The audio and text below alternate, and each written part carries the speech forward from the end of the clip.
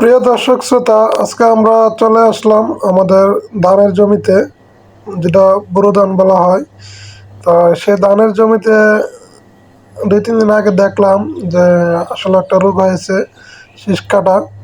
তো ধানের শীষগুলোকে কেটে দিচ্ছে, যার কারণে আমাদের ফসলের ব্যাঘাত ঘটতেছে।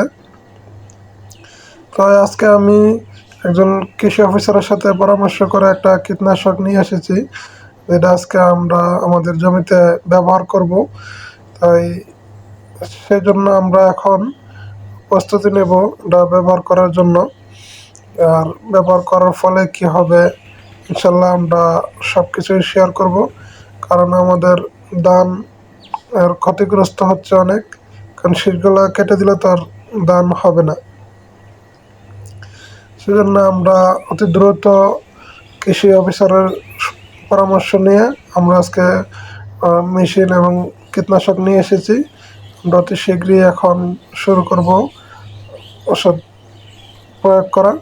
তাই আপনারা পাশে থাকুন, দেখতে থাকুন আসলে কিভাবে কীটনাশক প্রয়োগ করতে হয়। আমরা এখন মেশিনে পানি দিচ্ছি। আমরা কীটনাশকটা আগে আমরা একটা আলাদাভাবে গলিয়ে নিয়েছি, কারণ এই কীটনাশকটা দেখবো কাজ করে কিনা। পরবর্তীতে আমরা কীটনাশকের ছবিটা আপনাদের মাঝে তুলে ধরবো ইনশাল্লাহ, কারণ কতটুকু কাজ করে দেখি। আর আমাদের চ্যানেলটা যারা দেখবেন অবশ্যই লাইক, শেয়ার, কমেন্ট করবেন, কারণ আমরা চাই মানুষের উপকার হোক। তা এখন আমরা জমিতে যাব ইনশাল্লাহ, আপনারা দেখতে থাকুন। এটা পুরোটা ভিডিও দেখলে আপনারা বুঝতে পারবেন যে আসলে একজন মানুষের কতটা কষ্ট হয়। এখন আমরা দেওয়া শুরু করছি। দেখেন,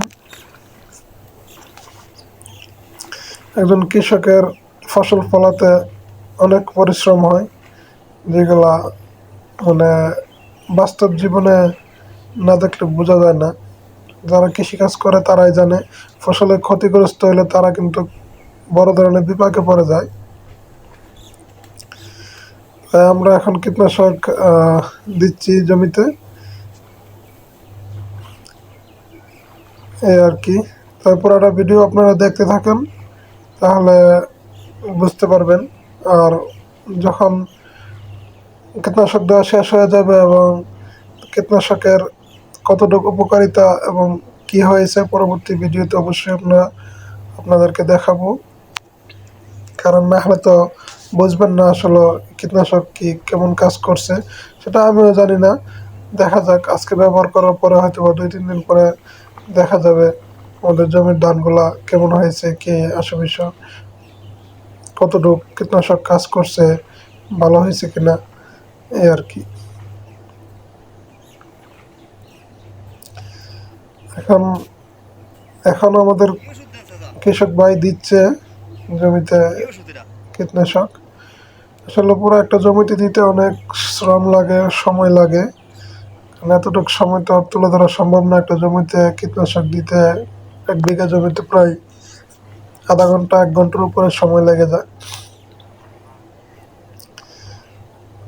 চলছে আমাদের কীটনাশক দেওয়ার কাজ। আপনারা সবাই দোয়া করবেন যাতে আমাদের জমির ধানগুলো ভালো হয়ে যায়, কারণ আমরা এই জমির উপরেই নির্ভরশীল।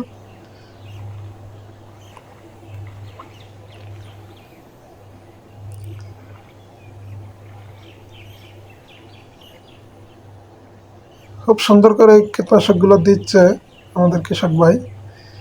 তাই দেখি কতটুকু কি হয়। আর আল্লাহ অবশ্যই আশা করি ক্ষমা করব, আমাদের দানগুলোকে ভালো করে দিব।